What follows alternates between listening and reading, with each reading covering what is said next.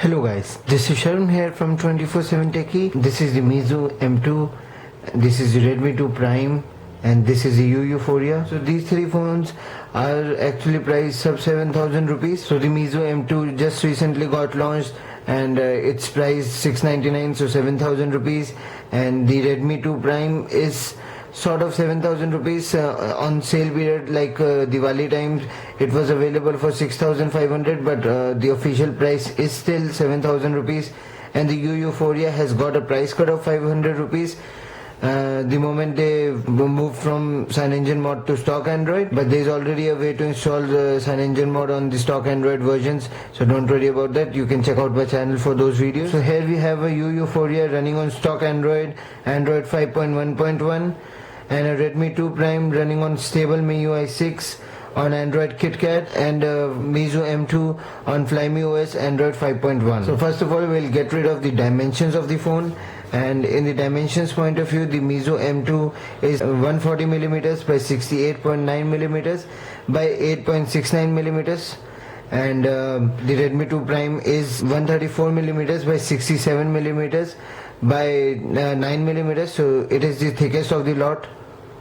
And the Euphoria is 142.4mm by 73mm by 8.19mm, so it is the thinnest in this lot. So the problem is that the Euphoria has about extra 2.5mm of bezel compared to the Meizu M2, so that's why Meizu M2 feels a lot better in hand compared to the Euphoria. In the weight point of view also, the Euphoria is the bulkiest with 143 grams, mainly because of the metal construction, and both of these phones are 131 grams.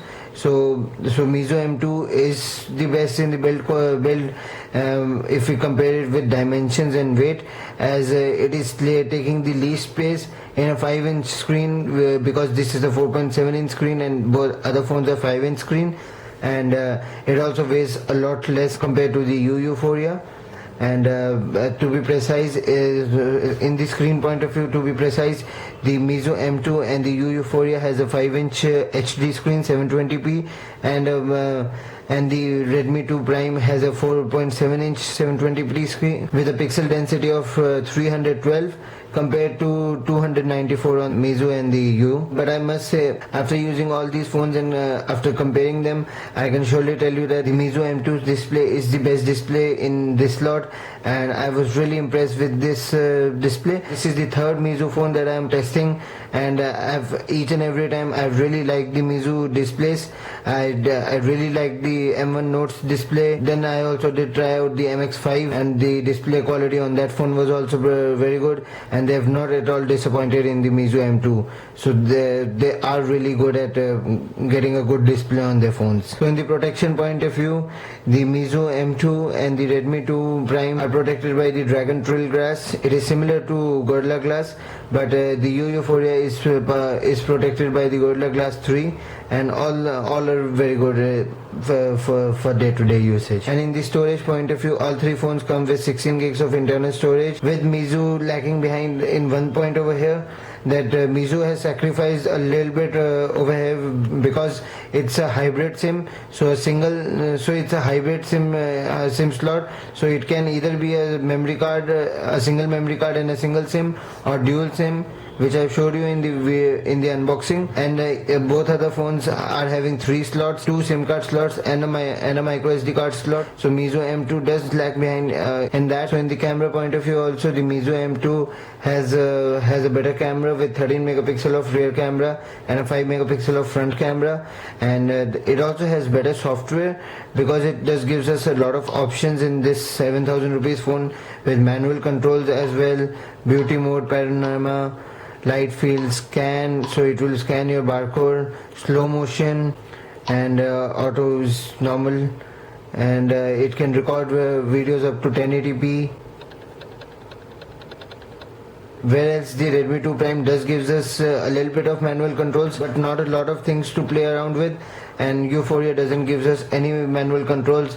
It's all auto mode. In the front camera point of view also, you can see it clearly that the Meizu M2 is doing a very good job and a better job compared to any other phone in this competition. and this is all because of the software. And in this also it can record up to 1080p videos. The U4 can also record up to 1080p videos, and the Redmi 2 Prime's front camera is only 2 megapixel compared to 5 megapixel on other phones, and it isn't really very good compared. And now when we compare software, this is a place where there are a little bit of mixed reactions. We'll consider U4 with CyanogenMod mode for this point, because I'm a very big fan of CyanogenMod mode, and there's a very easy way to install CyanogenMod mode on the U4. So we'll consider it as a CyanogenMod OS and with MIUI. So both the OS are really good in day-to-day use, and they also have a lot of customizations and a lot of things. I've never been a very big fan of the Flyme OS on the Meizu phones, because the major thing that they miss the settings button on the notification drawer. And but if you get used to of that and a little bit of couple of more bugs or something, I can surely tell you that this is the most lag-free and flawless UI you will be ever using. I've used this UI on a lot of their phones, in mid-tier phones, high-end phones, and now a low-end phone as well. And I have noticed that you get all the functionality on all the phones just like MIUI, but it runs much better and much smoother compared to MIUI and everything, because MIUI tends to lag a little bit, but in the Flyme OS I've never noticed any lag or anything. So in the performance point of view, we can see that the Meizu M2 is the only phone which is using 64-bit, and none of the other phones are using 64-bit but are capable of using the 64-bit. The Redmi 2 Prime is not using the 64-bit because it's still on KitKat, and KitKat is not optimized for 64-bit. But the U4 on stock Android running on Android 5.1.1, and U hasn't activated 64-bit on their OS. I didn't notice this thing on my second review, but I have noticed it today that it is not running on 64-bit on the stock Android version that U has launched. So I did do this benchmark a couple of hours ago, and I've got this scores, and this does sum up the performance of the phone, and I've seen a very big difference in the performance of all three phones. The games run much better on the M2 in medium graphics settings, and it does run a lot better compared to the Redmi 2 Prime and the U4. I can show you guys that the Enter 2 in the Enter 2 and the CPU Z that the 64-bit isn't working on these two phones. So there's no option of switching to 64-bit. And I can even show you in the CPU Z that it is showing a Snapdragon 400 or 410, because it's clocked at 1.2 gigahertz, which is same as 400 or 410, but the 64-bit isn't enabled. It shows as confused because there's no 64-bit, and it's getting confused if it's 400 or 410. And I don't know why Euphoria is running on 32-bit, as on CyanogenMod mode it was running on 64-bit. I'm really getting mixed signals from you regarding this OS. A point that Meizu M2 misses is FM radio.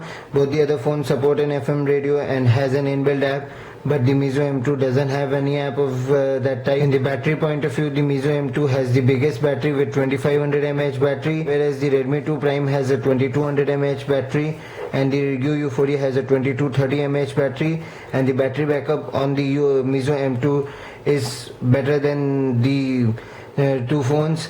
And you do get about a day's use, not fully, but a moderate day's use can be taken from this phone, and you can easily get about 2.5 hours of screen on time, which is good enough for a moderate day's use. So OTG functionality isn't supported on the U4, and I've tested it on the Meizu M2 and it's working perfectly fine, so that's a really good thing. I've even tested it on the Euphoria's CM12.1 nightlies, and it's still not supported. All these three phones are dual SIM, dual 4G connectivity, but the Meizu M2 has to trade off a SIM card slot with a micro SD card slot, so it can be considered as a single 4G with an expandable storage. So it's up to you how you would like to use the phone. And there's no removable battery on the Meizu M2 compared to both the phones having a removable battery. If we talk about the non-official development of the phone, the Meizu M2 doesn't have any development. Meizu never launches any of their kernel sources or anything, and there's never been any easy root access or anything for the Meizu phones.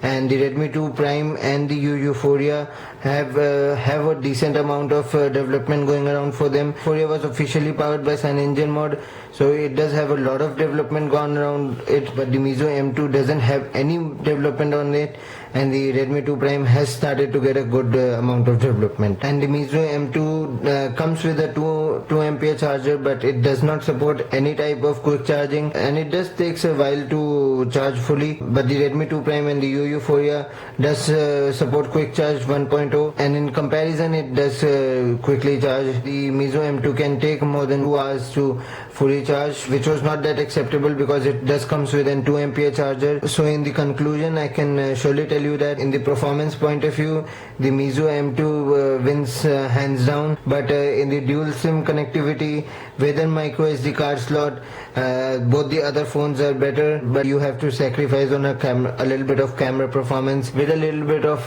raw performance while for gaming and normal day-to-day usage. And regarding the heating issues, there's no heating issues on any of the phones, and I played a lot of games on the Meizu M2, and there was not at all any heating issues, so all good on that part as well. I can surely tell you that if I am given a choice, I will be going for Meizu M2 because I am not a dual SIM user, first of all, and second of all, I prefer the performance over the dual SIM connectivity if I wanted dual SIM.